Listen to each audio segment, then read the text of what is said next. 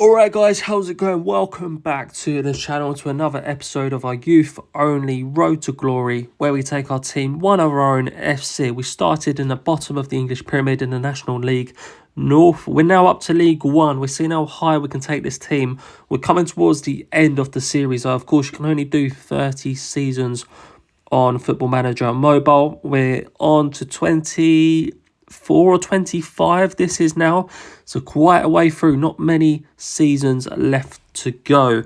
I've done the friendlies already, and quite a good little friendly run up, both teams scoring in every game. We actually played Tottenham and got a 3-3 draw. We nearly won that game as well. 2 late-ish goals from Tottenham, and then 3 wins in the other friendlies. So of course we're in League One.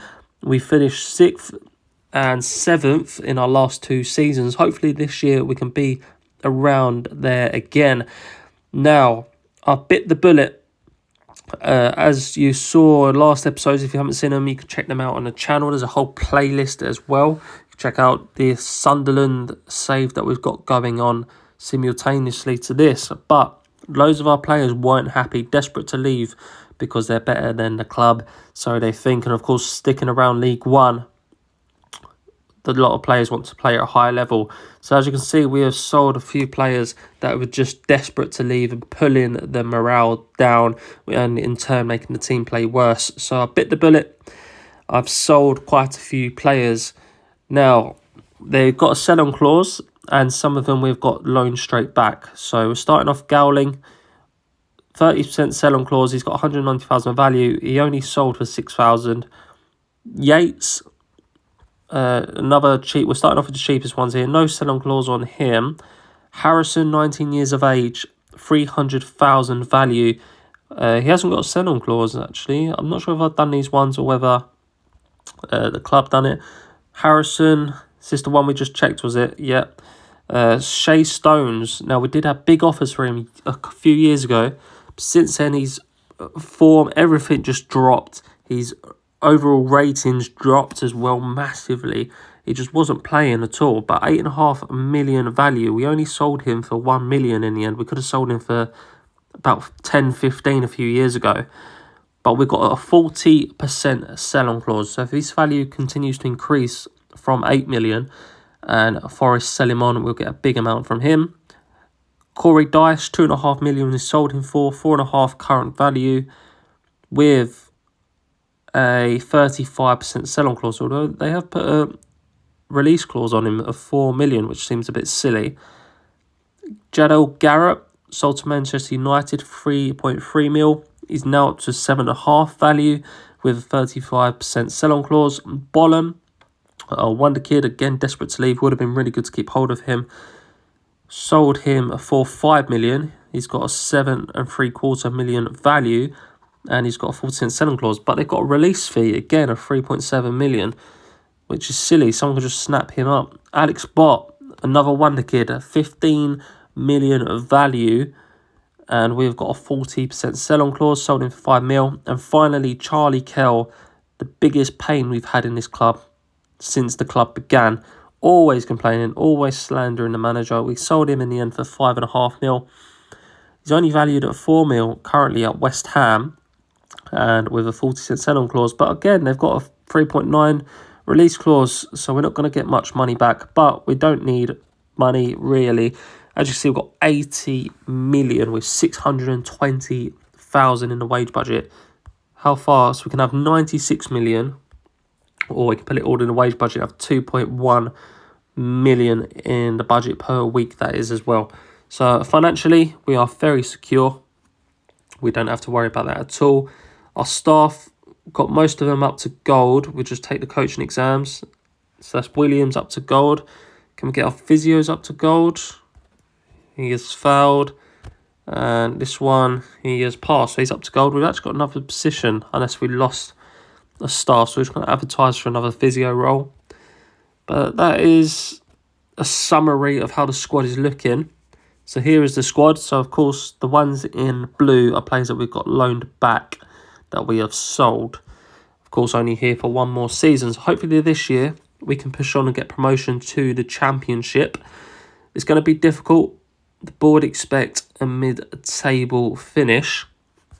Hopefully we can do better than that and push on for, of course, promotion. But let's get straight into the season, guys, and we'll go straight through till we get a crop of youth players for this season. So we've had a good start to the season. 5 wins, 3 losses. No draws. So we would rather the wins and the losses and all draws, which means we're on 15 points, which actually puts us in 3rd place. Considering we've lost 3 out of the 8 games, that's not bad at all. Still a bit of a gap between the top 2 already breaking away. And of course, if we're 3 points away from second, but if we drop down 3 points, that take us down to mid-table or even the bottom half of the table. So it's very tight around the top. It's going to be difficult to maintain being this high up in the table. But we're up to our crop of youth players. We've got 11 players in total coming through. So let's have a look at what we have got.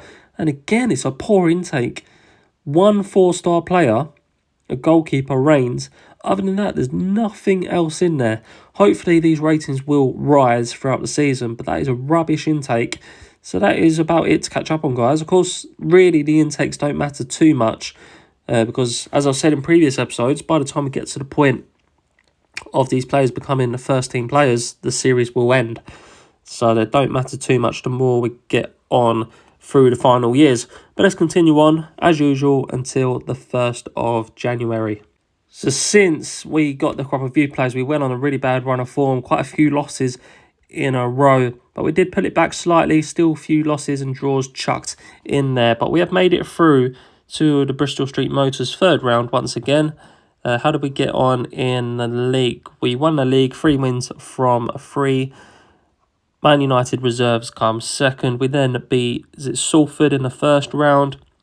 And we are playing Fleetwood in the next round. And we are through to the FA Cup as well. We beat Lincoln away from home in the 1st round. We beat Barnet in the 2nd round. We are playing Brighton away. Now, Brighton have won the Premier League 3 years on the trot. Camavinga is their manager. But we'll quickly have a look at the history of Brighton. As you can see, Premier League, they finished 1st the last 3 years, 2nd 2 years before that, and then 3rd and 1st again. So they've won 4 Premier Leagues in the last 7 years and finished in the top 3 every year as well.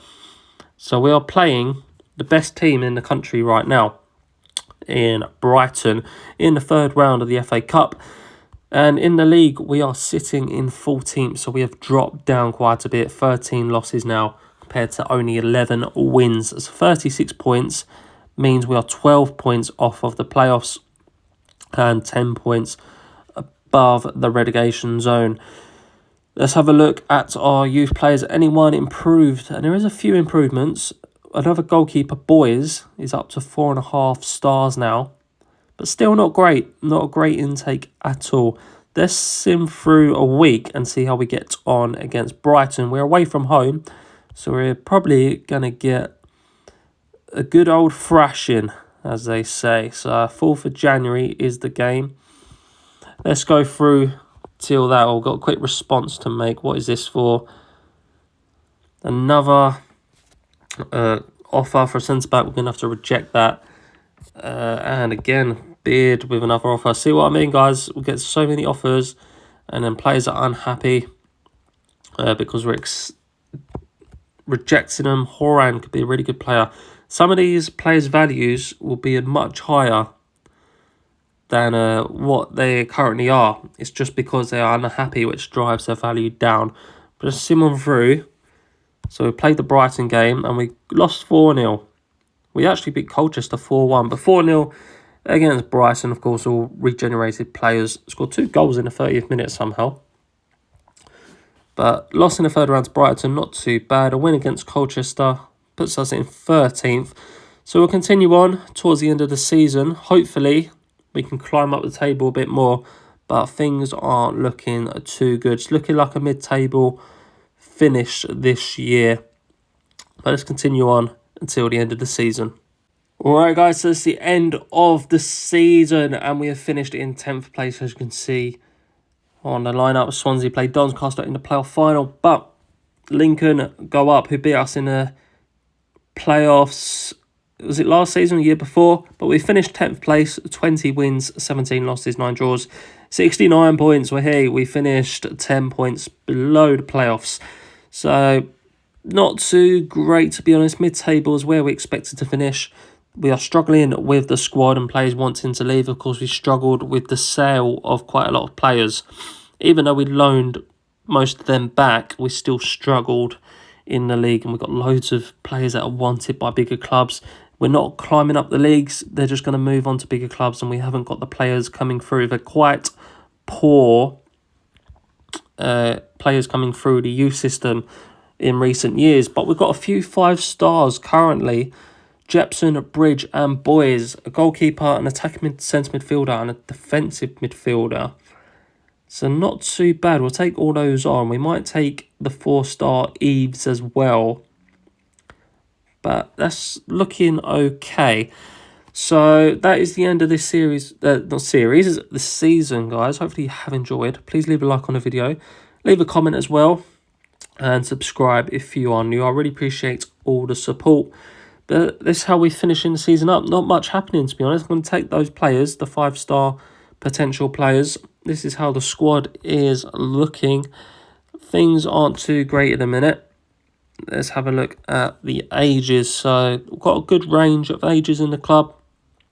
But if we can keep hold of these players, that's the main thing that we want. We just want all the players to be happy at the club. But the issue is that doesn't happen. When we're playing in League One, and we've got some high value players, they just want to move on. Even if I offer them big contracts, we got a few players on, I think, like 15,000 a week, which is a very high contract for League One. Let's have a look at is it on here?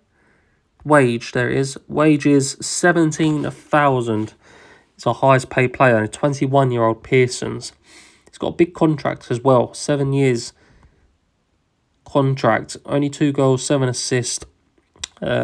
He's for a centre midfielder, not too bad, but yeah, he's our highest paid players on 17,000 a week, couple on 15. So we're playing quite a lot for our players. Of course, we've got the money to do that, so it's all okay. But hopefully you guys have enjoyed. Please remember to leave a like, subscribe if you are new, and I'll see you all tomorrow for another video.